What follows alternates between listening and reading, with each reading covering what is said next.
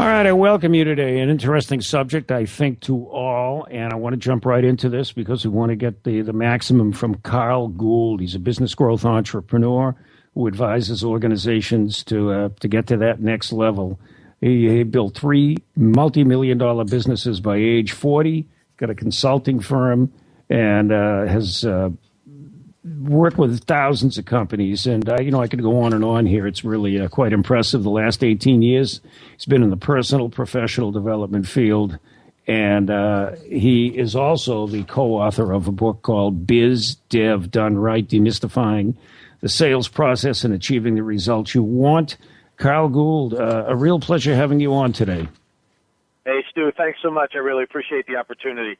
Well, you and I just chatted for the first time a couple of minutes before we went on here, and I'm trying to be it's hard for me to be objective here because I think Trump has done some wonderful things. I want you to get into the effect on the business environment, what the future looks like, and the realization, and I think you know it too in terms of what you've done. Salesmanship is important. He's a great salesman, and if that leads you into the arena he's in to take politics and turn it on his head, it's been a darn good thing. If you're taking a look at the stock market and your assets recently.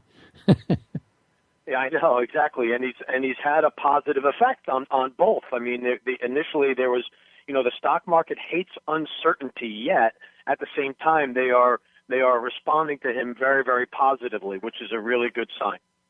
Yeah, and we still get deregulation, tax cuts for corporations, for the middle class. So I don't want to be a prognosticator. I think we're going to go on the roll, but there are some other negatives here that have come out. And I deal with actions more than words, and I always compare Trump to the alternative, which to me would be which would be pure hell.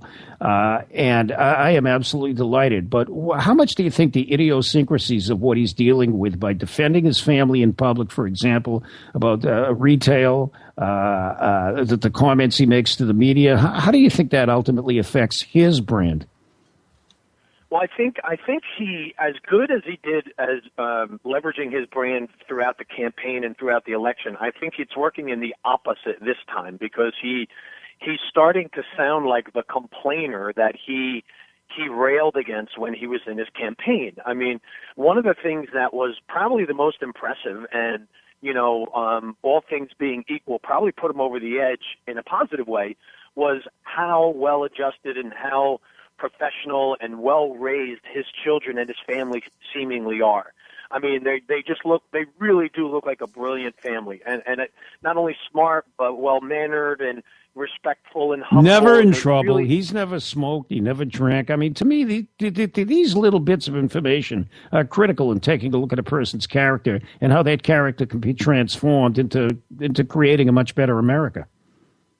Yeah, absolutely. And so he doesn't have to defend them. As a matter of fact, it would be better for his brand and the family's brand to let them defend themselves because he did raise, high character children, and he should let them stand on their own merit.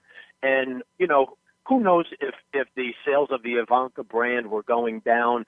I mean, whether or not that was the case, because Trump's name is in the spotlight so much, and Ivanka herself was so impressive during the campaigns, I would think that the companies would want to continue their line simply for the press and the PR that they're getting. But I do think that when Donald jumps in and defends Ivanka and jumps in and defends his own, his children and his businesses, I think that actually hurts the brand at this point.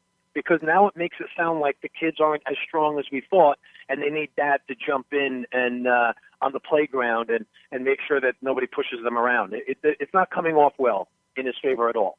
Yeah, there's no doubt about it. By the way, Carl, do you have a website you'd like to give out for those listening? For those listening, yes, you can go to carlgould.com. That's CarlGould, Gould, carlgould.com. And All right, nice and learn. simple. Love those websites. So the retail brand being hurt because stop selling Ivanka's line.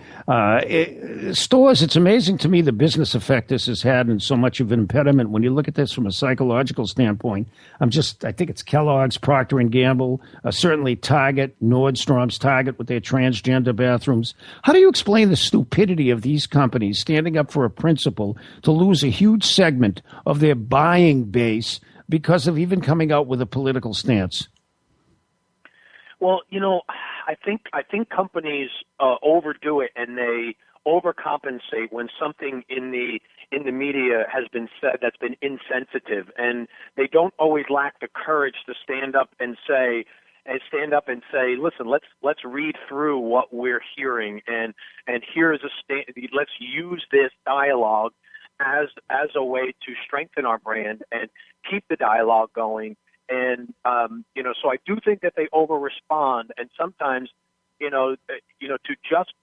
to just be knee jerk response and impulsive in pulling a line or getting rid of an endorser just because one thing happened, I think is a mistake. I think it's a big mistake, and I think they hurt themselves by not standing up and using it as a platform to advance their core values, not to hide behind them. I'm in total agreement with you. I'm looking at the wonderful things he's doing, and I know a lot of this. I'll get back to salesmanship. Salesmanship is part of life. We're always selling, always. And when you look at Japan's now coming up $50 billion investment in the country, we're looking at Carrier, Ford. I understand the negative side that Ford's built 2 plants in Mexico, and they're going to continue manufacturing. But psychologically, this is giving tremendous impetus to the market, to the people out there who are thinking, how am I ever going to recoup what I got? And I understand at 4% growth is going to be really difficult to accomplish at this point. But his contribution to business, by virtue of his success in his background, I think it's overwhelming. And I'm frankly sick of all the politicians out there, like obviously, electorally speaking, a large segment of this country. There's a protectionism that's going on that's simply just not going to work. And I think what I mean by that is, we say, coal is not the way of the future. We can't use that. We should focus on solar, or we should focus on oil, or we should focus on this or that or the other thing. We need it all.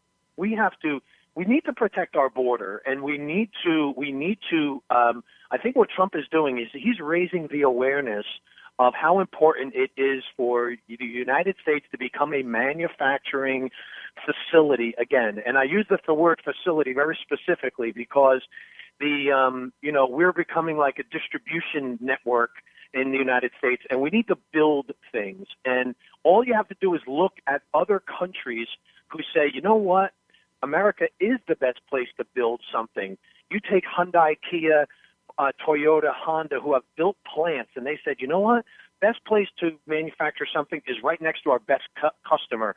And while those automobiles might be designed in other countries, they're built by American hands here in America, and they're some of the most reliable and best products in the world. And so I think of all the things that Trump is doing, that's probably the strongest, is knowing that we do have among the best workforce in the world, and we need to as American companies, need to put our American workers back to work. We could spend 40 minutes talking about the press. I'll just spend 10 seconds by saying they're despicable. I'm all for attacking the negative components of the press.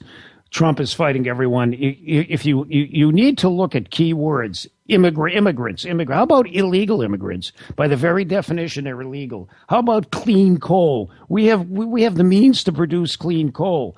A lot of this right now is being so much taken out of context by people who are just obsessed with the hatred of Trump, or frankly are quite ignorant of what's going on. We got about a minute to go. I want to give you a chance to have a concluding comment on what we haven't covered that you would like to elaborate on. Well, very, very quickly, I struggle with allowing somebody to stay in our country just because they were able to be illegal long enough that we should now make them legal. It sends the wrong message. So you're saying if I break the law long enough and badly enough, you'll make me legal.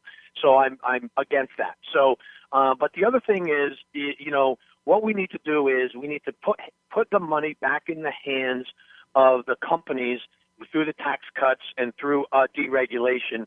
So when American companies have money, they invest it in themselves, they invest in their people, they invest in more technology. So I love the fact that we're placing the focus back on America as a manufacturing Right, I'm into country. that. Carl Gould, author of Biz Dev Done Right, also amazing things he's done as an entrepreneur. Go to the website, carlgould.com. Carl, it's been a pleasure.